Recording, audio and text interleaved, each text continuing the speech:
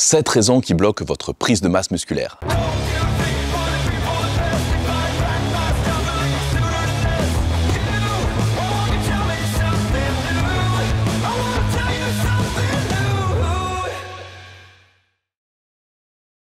Salut les amis, on se retrouve aujourd'hui pour une nouvelle vidéo dans laquelle on va voir ensemble les raisons principales qui bloquent votre prise de masse, qui font que vous n'arrivez plus à prendre de poids, à prendre de muscles. Donc d'abord, avant de commencer, n'oubliez pas de vous abonner à la chaîne pour ne pas louper les prochaines vidéos et pensez à activer aussi les petites notifications. Donc première raison, c'est l'impatience. La musculation, c'est un sport qui teste votre force physique et surtout mentale. Il faut être vraiment persévérant et être vraiment déterminé parce que vous n'allez pas changer votre physique du jour au lendemain, ni même d'une semaine sur l'autre, ni même d'un mois sur l'autre, et parfois il faut plusieurs années pour réellement voir un changement physique. Et du coup ça demande vraiment une grosse force mentale, persévérance, et pour ma part ça fait déjà plus de 26 ans que je m'entraîne quasiment non-stop, à part quelques jours par-ci par-là, si j'ai eu des blessures ou si j'ai été vraiment malade au fond du trou, mais sinon j'ai toujours enchaîné. J'avais commencé à 15 ans par des pompes dans ma chambre, après avec des abdominaux, je suis allé en salle à 16 ans et depuis je n'ai rien lâché jusqu'à mes 41 ans aujourd'hui. Donc c'est vraiment un sport qui demande une force mentale et encore plus pour ceux qui font de la compétition parce qu'il y a la diète qui rentre en jeu et il faut être vraiment très persévérant si on veut aller loin dans cette activité. Donc c'est vrai que bien souvent quand on commence la musculation, c'est vrai que vous allez voir en salle des personnes qui évoluent beaucoup plus vite que vous parce que tout simplement on a tous une génétique différente, une morphologie différente et puis qu'on ne réagit pas tous de la même façon aux entraînements, à la diète, etc.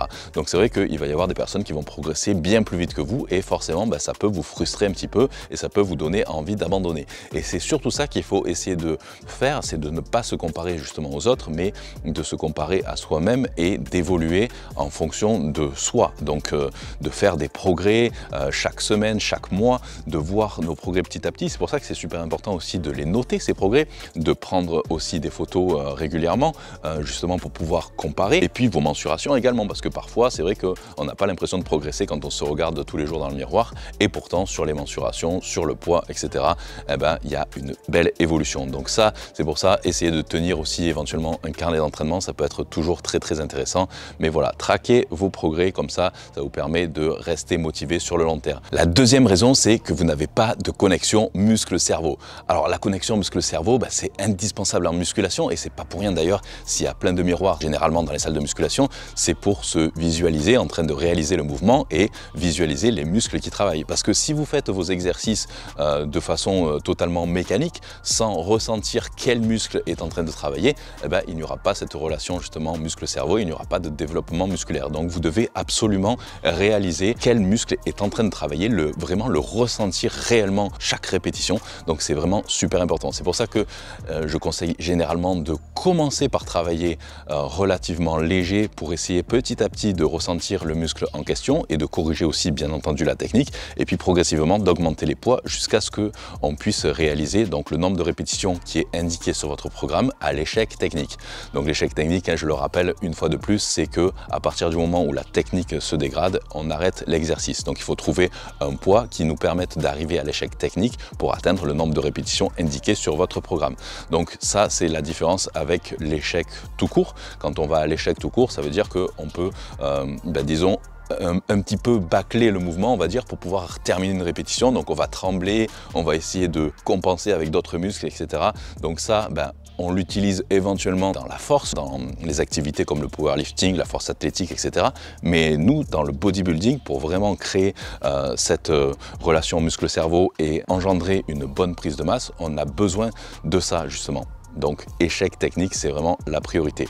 Donc ça va nous permettre évidemment de réaliser cette connexion muscle-cerveau et pour le développer aussi, on peut utiliser d'autres techniques évidemment. Donc notamment, j'aime bien utiliser le super lent par exemple, c'est d'effectuer des mouvements très lentement sur vos exercices et toujours aussi en tension continue. Donc ça peut être sur par exemple un développé couché ou incliné à la barre guidée. Donc ça, j'aime bien le faire, c'est-à-dire qu'on fait l'exercice, disons, en tension continue sans jamais s'arrêter ni en haut ni en bas. Si on bloque en haut, ben on arrête, on coupe la tension finalement, donc c'est sans jamais s'arrêter. Et là effectivement on garde une tension tout le temps à l'intérieur du muscle et on essaye de visualiser en même temps le muscle qui est en train de travailler, qui est en train de se contracter et aussi qui est en train de s'étirer pendant le mouvement. Et si vous arrivez à faire cette visualisation dans votre esprit, c'est là que vous allez commencer réellement à développer vos muscles. Et d'ailleurs, pour une petite anecdote, quand j'ai effectué ma toute première compétition, que je me préparais pour ma toute première compétition, donc ça remonte déjà à longtemps, hein, c'était en 2004. Mon gros souci à l'époque, c'est que j'arrivais pas du tout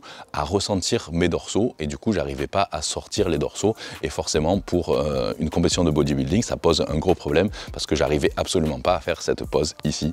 Donc la pose, donc qu'on dit dorsaux de face, dorsaux de dos, et puis la pose corrigée aussi, où on arrive à sortir les ailes. C'était impossible pour moi de faire ça. À l'époque, j'avais quand même malgré tout un bon dos parce que j'avais fait pas mal de natation aussi, mais j'arrivais tout simplement pas à sortir les ailes, comme on dit, parce que je n'avais pas établi cette connexion muscle-cerveau par rapport justement aux muscles dorsaux. Et ça m'a pris quand même pas mal de temps pour arriver à le faire. Et du coup, je me suis entraîné à essayer de visualiser ça, essayer de visualiser que les ailes sortaient, etc. J'étais en STAPS à Montpellier à l'époque, j'étais en licence ou en master, je sais plus, un truc comme ça. Et du coup, pour payer mes études, j'étais agent de sécurité, notamment dans un cinéma, puis dans une galerie marchande, etc. Et du coup, quand il y avait personne, j'essayais de me forcer petit à petit en marchant, donc en faisant mes rondes, à essayer de sortir comme ça les ailes. Donc évidemment, je le faisais quand il y avait personne, hein, pour pas avoir l'air trop con. Et du coup, j'essayais petit à petit. Et à force de le faire tous les jours, j'ai réussi finalement à sortir petit à petit les dorsaux, donc doucement, doucement, doucement. Ils n'étaient pas aussi développés qu'aujourd'hui évidemment, mais à partir de ce moment-là où j'ai réussi à comprendre comment sortir les ailes, j'ai réussi réellement à les développer et du coup, pendant les exercices de dos, j'arrivais à beaucoup mieux les ressentir et c'est là que j'ai vraiment développé ce dos et que ça a été un point fort finalement pour mes compétitions parce que j'avais en fait finalement un dos large, une taille assez fine et c'est ce qui m'a permis finalement de gagner mes overalls du coup en men's physique à l'époque et de décrocher ma carte pro parce que j'avais à la fois une taille fine et à la fois un dos assez large, donc ça faisait ce V que les juges recherchaient à l'époque. Troisième raison, vous vous en doutez, une mauvaise diète. Forcément, vous savez que votre alimentation et votre nutrition, ça va jouer un rôle déterminant dans votre transformation. Vous ne pouvez pas vous attendre à construire un physique impressionnant, peu importe que ce soit pour une sèche ou une prise de masse, si vous n'avez pas une nutrition qui est vraiment adaptée, calculée. Donc il vous faut vraiment un plan nutritionnel qui soit calculé et que vous calculiez vos macros, vos calories. Donc ça, je vous renvoie, hein, comme d'habitude, à mon calculateur de calories et macros que vous trouvez sur mon site gratuitement. Vous pouvez au moins avoir une estimation de ce que vous devez manger chaque jour pour pouvoir vous transformer, que ce soit pour une prise de masse, pour une sèche, pour un maintien, etc. Donc vous rentrez vos données. Bien sûr, après, c'est différent selon chaque métabolisme, c'est différent selon la morphologie, la génétique, le mode de vie de chacun. Donc ça, voilà, ça s'adapte. Mais sans une nutrition adaptée, vous ne pouvez pas espérer une belle transformation, peu importe ce que vous prenez. Donc ça, c'est vraiment primordial, c'est la base. Et je dirais même que c'est 70% de vos résultats en musculation. Parce que finalement, vous vous entraînez 1 heure à 1 heure et demie maximum par jour, allez, 4 à 5 fois par semaine, parfois 6. Mais ça représente quoi finalement à côté des heures que vous passez à manger le reste de la semaine? Donc en fait, toute votre progression en musculation va reposer quasiment à 70% sur l'alimentation. Donc ça, c'est réellement super important. Et c'est vrai qu'il y en a beaucoup qui me disent « mais je mange bien, mais j'arrive pas à prendre du poids, j'arrive pas à progresser, je prends pas de poids alors que pourtant je mange énormément ». Ça, encore une fois, ça veut absolument rien dire. Déjà, manger bien, manger sain, je vous l'ai déjà expliqué, ça ne veut absolument rien dire tant que vous calculez pas vos calories et vos macros. Et puis, manger beaucoup, ça veut rien dire non plus parce qu'en fait, vous pouvez très bien manger 3000 ou 4000 calories, mais si vous avez un métabolisme extrêmement rapide, que vous vous entraînez 5 à 6 fois par semaine, que vous avez un boulot vraiment physique, vous pouvez manger 3 ou 4000 calories et ne prendre 0 poids, donc 0 muscle non plus. Donc ça, c'est en fonction de chacun. Il y a des personnes qui vont prendre du poids à 2500 calories par jour et il y en a d'autres, j'ai même des élèves qui doivent dépasser les 6-7 000 calories par jour pour pouvoir prendre du poids parce qu'ils ont un métabolisme extrêmement rapide et qui brûlent finalement toute la journée énormément de calories. Donc on doit monter à des quantités un petit peu extrêmes, mais bien entendu, on trouve des moyens justement de rajouter rajouter des calories liquides pour éviter que ce soit trop compliqué aussi, parce que 7000 calories uniquement en repas solide clean, c'est tout juste impossible. Je ne sais pas si vous avez déjà testé, mais rien que 4000, 5000 calories de solide, c'est extrêmement compliqué. Alors 7000, c'est l'enfer, je vous garantis. Donc on est obligé forcément de rajouter des gainers, de rajouter des calories du coup un petit peu plus liquides. Ça peut être aussi des compotes de pommes aussi qui peuvent être plus faciles à manger. Ça peut être du jus d'orange pour ajouter aussi des glucides par exemple. Ça peut être pas mal de beurre de cacahuète aussi qui sont très caloriques. Rajouter des cuillères d'huile d'olive ou de colza notamment. Donc à chaque cuillère, on est à des centaines de calories. Donc ça peut aller aussi, ça peut monter assez rapidement. Rajouter des avocats, etc. Donc pour rajouter beaucoup de calories. Donc tout ça pour vous dire que si vous n'arrivez pas à prendre du poids, que vous stagnez depuis longtemps et que vous pensez réellement faire une prise de masse, non, en fait c'est que vous êtes tout simplement pas en surplus calorique. Donc vous ne mangez pas assez. Donc voilà, il faut essayer de viser, je dirais, maximum 2 kilos par mois en plus pour une prise de masse propre. Alors évidemment ça va pas être à l'année, sinon 24 kilos par an ça fait énorme évidemment, donc non. Mais voilà, si on fait une prise de masse sur 3 mois on va dire, je recommande généralement de ne pas dépasser les 2 kilos par mois pour une prise de masse propre, parce que généralement au-delà on commence vraiment à faire du gras et c'est pas bon du tout. Je recommande aussi d'ailleurs de ne pas dépasser les 16% on va dire de taux de masse grasse. Donc si vous êtes déjà à 16% et que vous voulez prendre de la masse musculaire, franchement je vous conseille d'abord de faire une sèche pour bien dégraisser et ensuite repartir sur une prise de masse propre. Quatrième raison, l'ego. Je vous le dis souvent, laissez l'ego au vestiaire si vous voulez progresser. Ça sert à rien de vouloir charger sur une barre par exemple de biceps curl à 60 kg pour tout faire finalement avec les lombaires, avec l'élan et rien avec les biceps. C'est pas comme ça que vous allez progresser. Pour impressionner qui? Les autres personnes de la salle, les filles de la salle, les autres mecs de la salle, pour prouver que vous êtes le plus fort. Mais à quoi ça sert? Ça ne sert absolument à rien, sinon à vous blesser et jamais vous n'allez progresser. Donc redescendez vos charges, contrôlez vos charges et essayez réellement de vous entraîner à l'échec technique. Donc pour le rappel, l'échec technique c'est quoi? C'est que pour atteindre un certain nombre de répétitions, par exemple sur votre programme, si vous devez faire 10 répétitions, il faut que vous trouviez un poids qui vous permette de réaliser vos 10 répétitions avec une technique irréprochable, et dès lors que votre technique commence à se dégrader, c'est que vous êtes arrivé à l'échec technique et donc il faut arrêter. Donc l'échec normal, disons pas l'échec technique, si on voulait aller à l'échec normal, ça c'est plus réservé pour les powerlifters, donc force athlétique, où là du coup on va se servir, disons, un petit peu de l'élan, on va se servir de un peu tout pour finir le mouvement, parce que là on recherche la force, mais c'est pas ce qu'on recherche dans le bodybuilding. Donc ça sert à rien de vouloir justement essayer de, voilà, vous allez trembler, vous allez essayer de pousser d'un côté, vous risquez tout simplement tout juste de vous blesser et finalement vous n'allez pas progresser en termes de développement musculaire. Donc laissez votre ego au vestiaire. Mais l'ego ne s'arrête pas là, ça continue aussi sur le fait de se dire, finalement, je sais tout, c'est pas la peine que je me documente, que j'aille suivre un programme. Pourquoi faire? Parce que de toute façon, la musculation, c'est simple, il suffit de pousser et de manger et puis les muscles vont venir tout seuls comme par enchantement.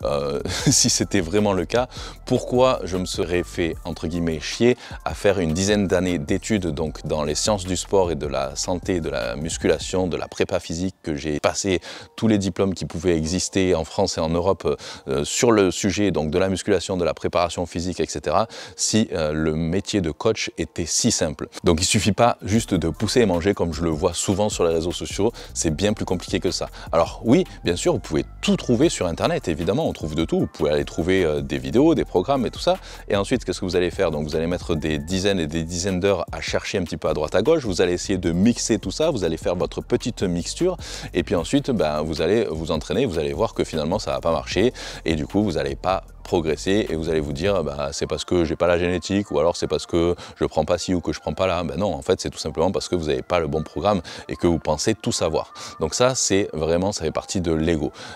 C'est pareil, par exemple, vous voulez allez, votre voiture tombe en panne et vous voulez la réparer vous-même parce que vous vous dites c'est simple, finalement je vais trouver ça sur internet, il y a des vidéos, il y a des tutos, donc je vais trouver la panne. Donc vous allez chercher, vous allez passer des dizaines et des dizaines d'heures à chercher les bonnes vidéos, à trouver la panne, et puis vous allez vous mettre sur votre voiture alors que vous y connaissez absolument rien à essayer de la réparer. Finalement vous allez acheter des pièces à droite à gauche sur internet et puis vous allez essayer de la réparer vous-même et vous vous rendez compte que ça va pas marcher et que vous avez fait des grosses conneries, et finalement qu'est-ce que vous allez faire? Vous allez retourner au garage, la faire réparer par un vrai professionnel qui va passer 1 heure ou 2 à la réparer et donc finalement vous aurez perdu du temps et de l'argent.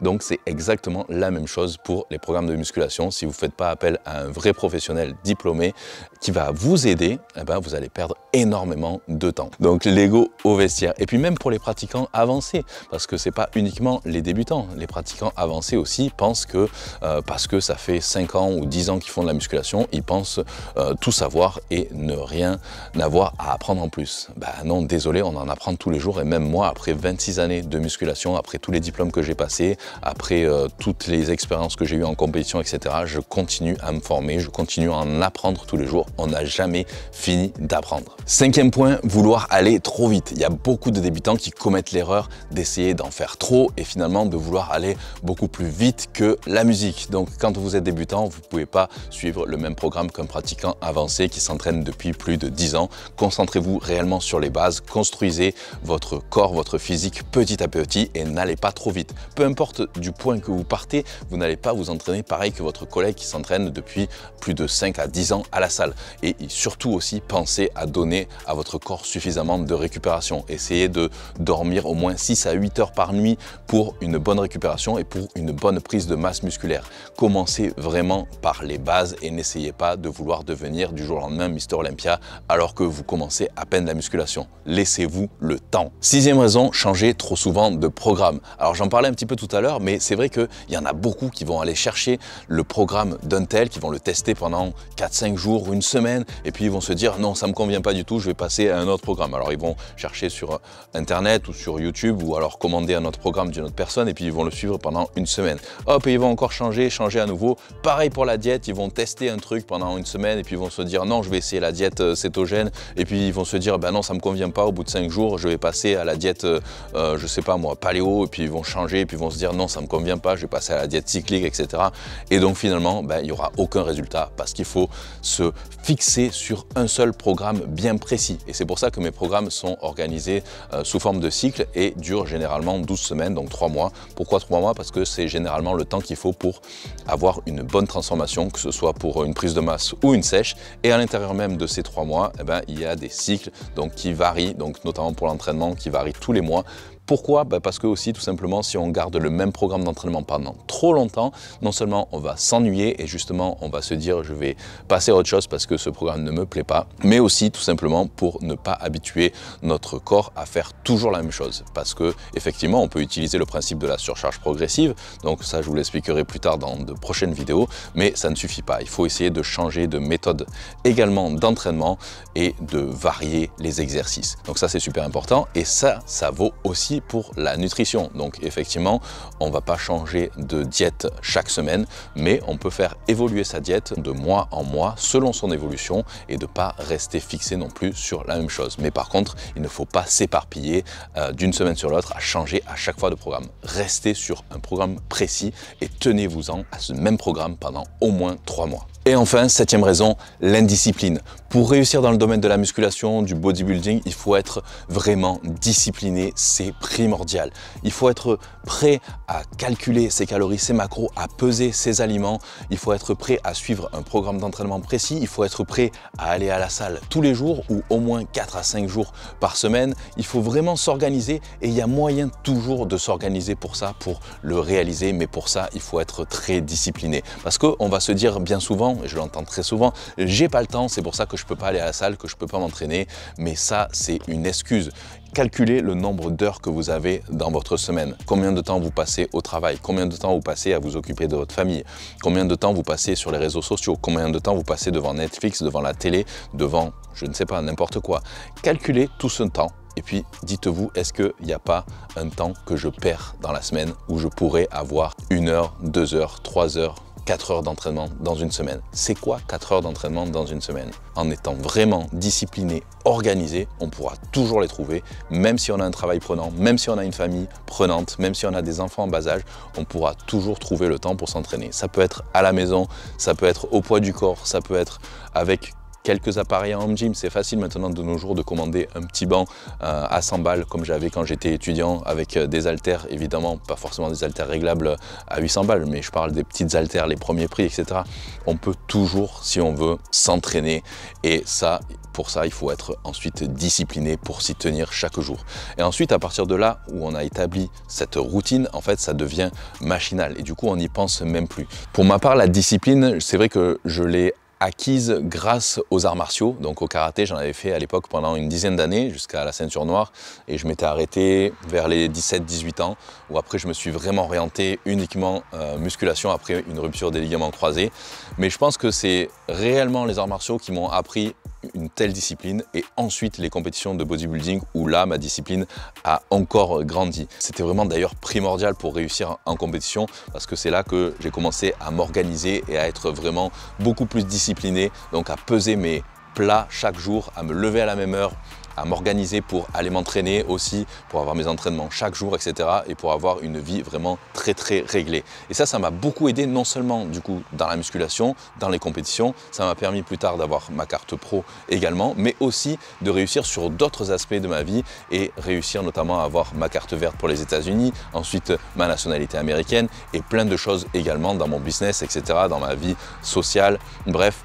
Cette discipline, c'est vraiment important à tout point de vue et pas seulement en musculation. Discipline et persévérance. Donc voilà les amis, c'était les raisons principales qui font que vous pourriez être bloqué dans votre prise de masse musculaire. Donc dites-moi d'ailleurs dans les commentaires si vous vous retrouvez dans quelques-unes de ces raisons, ou bien toutes d'ailleurs, mais en tout cas, vous pouvez au moins travailler sur un des aspects qui pourrait bloquer votre prise de masse et ça vous aidera, je pense, dans plusieurs aspects également de votre vie. Donc voilà, j'espère que vous aurez apprécié ces petits conseils, ces petites vidéos. Donc n'oubliez pas de vous abonner à la chaîne et activer aussi les notifications pour ne pas louper les prochaines vidéos qui arrivent. N'oubliez pas aussi de liker pour soutenir la chaîne et on se retrouve très vite pour de nouvelles vidéos. En attendant surtout, ne lâchez rien et soyez persévérants et disciplinés.